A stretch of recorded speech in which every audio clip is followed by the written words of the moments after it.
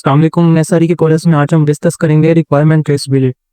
इसमें हम requirement traceability की डेफिनेशन और इसके जितने भी सारे पार्ट्स हैं वो हम सारे इसमें क्लियर करेंगे।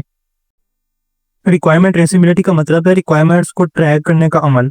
मतलब कि हम सॉफ्टवेयर प्रोजेक्ट में हर रिक्वायरमेंट को ना उसके जो कंप्लीट साइकिल होता है ना उसके दरमियान हम ट्रेसिंग करते हैं। उसका मतलब कि हमने रिकॉर्ड रखना होता है कि रिक्वायरमेंट्स कहाँ से आई हैं, किस डॉक्यूमेंट में लिखी गई हैं, इससे डिज़ाइन की गई है और उसमें कोड जो यूज़ हुआ वो कौन सा इम्प्लीमेंट किया गया और वो कैसा टेस्ट हुई है।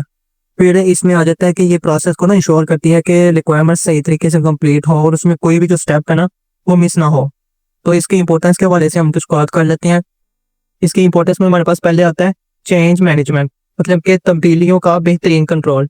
जब किसी रिक्वायरमेंट में चेंज होती है ना तो ट्रेसेबिलिटी बता देता है कि इसमें चेंज का असर और किन चीज़ों पर पड़ेगा, जैसे डिज़ाइन, कोड या टेस्ट केसेस। टेस्ट केसेस का मतलब कि हमने किसी सॉफ्टवेयर को बनाया उसको हमने चेक करने के लिए, टेस्ट करने के लिए जो हमारे पास केसेस है ना, एक पॉसिबिलिटीज हैं जितनी भी ज़्यादा, मिसाल के तौर पर एक लॉगिन पेज है, उसकी टेस्ट केसेस हमने करनी है तो उसकी क्या होगा कि ये लॉगिन हुआ है, अगर लॉगिन होगा तो ये हमें पॉपअप देगा कि ये क्रेडेंशियल्स कौन सी है, ये वैलिड है। अगर जो क्रेडेंशियल्स वो ठीक नहीं होगे तो वो उसके हमें पॉपअप देगा कि हमने इसको टेस्ट किया और इसने कहा कि ये इनवैलिड है। इस तरह की जो टेस्ट केसेस आती है ना इसको हम कहते हैं। फिर हमारे पास होता है कि इससे हम डिसीजन लेना ना आसान हो जाता है और जो रिस्क होता है ना उसको हम कंट्रोल कर लेते हैं।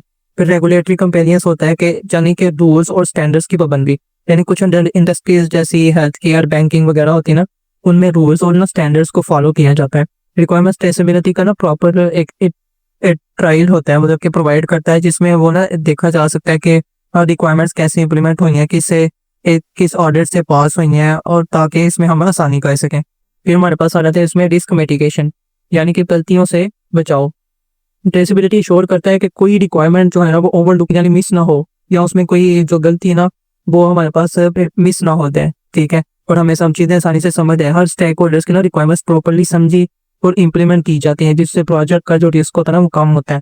फिर हमारे पास आता है इसमें क्वालिटी इंश्योरेंस, यानी कि क्वालिटी की गारंटी, यानी जब हर सिस्टम कंपोनेंट किसी ना किसी रिक्वायरमेंट से लिंक होता है ना तो टेस्टिंग और वैलिडेशन का प्रोसेस ना स्ट्रॉन्ग हो जाता है। इससे सॉफ्टवेयर की जो क्वालिटी है ना वो इम्प्रूव होती है, क्योंकि हर फीचर के पीछे ना एक प्रॉपर रिक्वायरमेंट होती है जो टेस्ट भी की जाती है।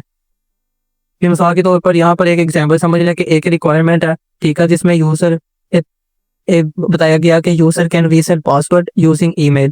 तो ट्रेसेबिलिटी मैट्रिक्स ये चेक करेगा कि किस डॉक्यूमेंट में ये रिक्वायरमेंट लिखी गई है, फिर कौन सा डिज़ाइन कंपोनेंट इसके लिए बनाया गया है, कोड कौन सा फाइल या फंक्शन इस रिक्वायरमेंट को इंप्लीमेंट करता है, कौन सा टेस्ट केस इस फंक्शनैलिटी को टेस्ट करता है।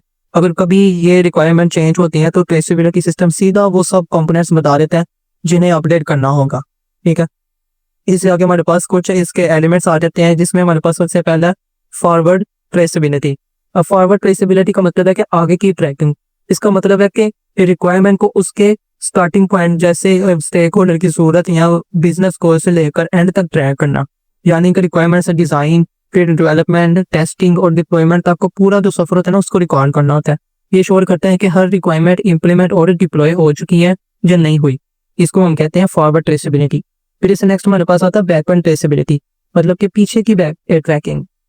मतलब कि इसका मतलब है कि जो चीज़ें ऑलरेडी प्रोजेक्ट में बनी हुई है ना, जैसे कोड मॉड्यूल्स या टेस्ट केसेस, उन्हें वापस चेक करना कि किस रिक्वायरमेंट को फुलफिल कर दी है। इससे कंफर्म होता है कि सिस्टम में हर कंपोनेंट किसी ना किसी रिक्वायरमेंट से ना लिंक है, तो कुछ भी एक्स्ट्रा या फजूल नहीं बनाया गया, ठीक है। एक नेक्स्ट हमारे पास होता है बाई डायरेक्शनल ट्रेसेबिलिटी। ये इंपॉर्टेंट पॉइंट्स हैं, ये शॉर्ट के तौर पर अक्सर लॉन्ग में भी अगर ट्रेसेबिलिटी का आपको सवाल आता तो उसमें भी पूछ सकते हैं। बाई डायरेक्शनल का मतलब है कि दोनों तरफ ट्रैकिंग, यानी कि दोनों डायरेक्शंस में हम काम करना होता है, फॉरवर्डली और बैकवर्डली, यानी रिक्वायरमेंट से लेकर टेस्ट केसेस तक और टेस्ट केसेस से लेकर रिक्वायरमेंट तक ट्रेस किया जाता है। इससे पूरी विजिबिलिटी मिलती है कि किसी रिक्वायरमेंट से क्या बना और क्या टेस्ट हुआ और हर चीज़ लॉजिकली लिंक्ड होती है। इससे नेक्स्ट हमारे पास इसके कुछ बेनिफिट्स हैं, जिसमें बताया गया कि पहला आता है हमारे पास इम्प्रूव्ड विजिबिलिटी, मतलब कि बेहतरीन ट्रांसपेरेंसी होती है। ट्रेसेबिलिटी से स्टेक होल्डर्स को ये दिखाई देता है कि हर जो रिक्वायरमेंट है ना सिस्टम में कैसे इंप्लीमेंट हुई है और कैसे टेस्ट हुई है। ये ट्रांसपेरेंसी और अकाउंटेबिलिटी को बढ़ाता है, सब कुछ ट्रेसेबल होता है। फिर नेक्स्ट हमारे पास आता है एफिशिएंट चेंज मैनेजमेंट, मतलब कि आसानी से चेंजेस को हैंडल करना।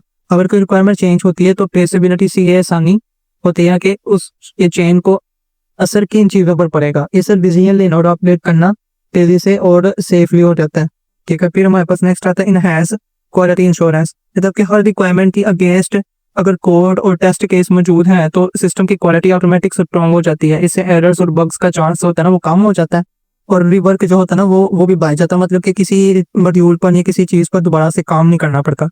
फिर इससे नेक्स्ट हमारे पास आता है फैसिलिटेटिव कैपेबिलिटीज, मतलब कि स्टैंडर्ड्स और रूल्स की पाबंदी में मदद। ट्रेसेबिलिटी ऑडिट ट्रेल प्रोवाइड करता है, यानी ये सब जो रिकॉर्ड मौजूद होते हैं ना कि ये रिक्वायरमेंट कब और कैसे इंप्लीमेंट हुई, इससे रेगुलेटरी ऑडिट्स को पास करना ईजी होता है, और जो इंडस्ट्री के जो स्टैंडर्ड्स होते हैं ना वो भी फॉलो करता है, और इससे एश्योरिटी भी होती है। फिर इससे हमारे पास आगे कुछ इसके चैलेंजेस हैं, जिसमें पहला आता है हमारे पास कॉम्प्लेक्सिटी। कॉम्प्लेक्सिटी का मतलब कि बड़ी और कॉम्प्लेक्स प्रोजेक्ट्स में जो रिक्वायरमेंट्स और आर्टिफैक्ट्स होते हैं ना उनको ट्रेस करना मुश्किल होता है, ठीक है। फिर दूसरा हमारे पास है मेंटेनिंग कंसिस्टेंसी। जब रिक्वायरमेंट्स इवॉल्व होती है ना तो ट्रेसेबिलिटी लिंक्स को ना अपडेट करना और चैलेंजिंग हो जाता है। फिर रिसोर्स इंटेंसिव होता है कि इस प्रोसेस को मैनेज करना टाइम कंज्यूमिंग और स्किल रिक्वायर्ड होता है। फिर टूल्स लिमिटेशंस होती हैं कि हर टूल्स इफेक्टिव नहीं होता, कुछ टूल्स कॉम्प्लेक्स या लिमिटेड भी होते हैं, मतलब कि कोई भी एक एडवांस काम करना है लेकिन जो अब टीम के पास टूल्स हैं वो उस एडवांस काम को फुलफिल नहीं कर पा रहे, तो ये भी एक चैलेंज हो जाता है। फिर कुछ स्ट्रैटेजीज होती हैं जिसमें हमने रिक्वायरमेंट ट्रेसेबिलिटी को अचीव करना होता है, जिसमें हमारे पास आ जाता है पहले एक रिक्वायरमेंट आइडेंटिफिकेशन एंड लेबलिंग, मतलब कि हर रिक्वायरमेंट को ना एक यूनिक आईडी देनी चाहिए ताकि ट्रैकिंग आसान हो, ठीक है। अगर कि एक अलग अलग डॉक्यूमेंटेशन में चीज़ें पड़ी हुई हैं तो वो एक आईडी से देख के दूसरी आईडी को लिंक करके पता कर सकता है कि ये इसका इसके साथ लिंक है, तो वो फिर ऐसे आसानी से ट्रेसिंग कर सकते हैं। फिर नेक्स्ट हमारे पास आता है एस्टेब्लिशिंग रिलेशनशिप, यानी कि हर रिक्वायरमेंट को डिज़ाइन कोड और टेस्ट केस ना स्टैंडर्ड मेथड के जरिए लिंक करना चाहिए। फिर आता है यूजिंग ट्रेसेबिलिटी टूल्स, जैसे ऐसे सॉफ्टवेयर टूल्स यूज करो जो ट्रेसेबिलिटी और ऑटोमेट करते हैं, जैसे जीरा, IBM डोर्स, etc।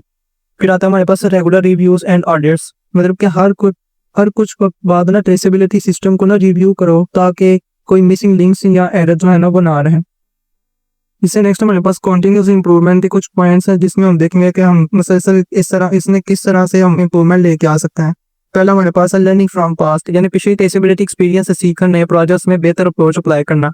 फिर नेक्स्ट हमारे पास आता है प्रोसेस इंप्रूवमेंट, समझने जैसे ट्रेसेबिलिटी टूल्स और मेथड्स को ना रेगुलरली अपग्रेड करना ताकि प्रोजेक्ट की जो नई नीड्स है ना वो मीट हो सके। फिर टीम कल्चर हो जाए, जैसे टीम में कोलैबोरेशन, कम्युनिकेशन और अकाउंटेबिलिटी का जो कल्चर है ना वो प्रमोट करना ताकि जो ट्रेसेबिलिटी वो प्रॉपर्ली इम्प्लीमेंट हो। तो यही सारी चीज़ें आ जाती है हमारे पास रिक्वायरमेंट ट्रेसेबिलिटी के हवाले से। पास पेपर में एक लॉन्ग क्वेश्चन आया हुआ है ट्रेसेबिलिटी के हवाले से, उसकी मैंने ऑलरेडी एक वीडियो बनाई हुई है, वो पास पेपर का सवाल मैंने नीचे दी गई वीडियो में समझाया हुआ है। अगर आप उसको भी देखना चाहो तो वहाँ से भी देख सकते हैं, वहाँ पर मैंने ट्रेसेबिलिटी का मतलब सारे जितने भी पॉइंट्स हैं वहाँ क्लियर किए हैं मैंने। तो अगर आपको लेक्चर की समझ आइए तो आप चैनल को सब्सक्राइब करें और बेल आइकन को भी क्लिक करें ताकि आपको फर्दर अपडेट्स मिलती रहें। Thank you.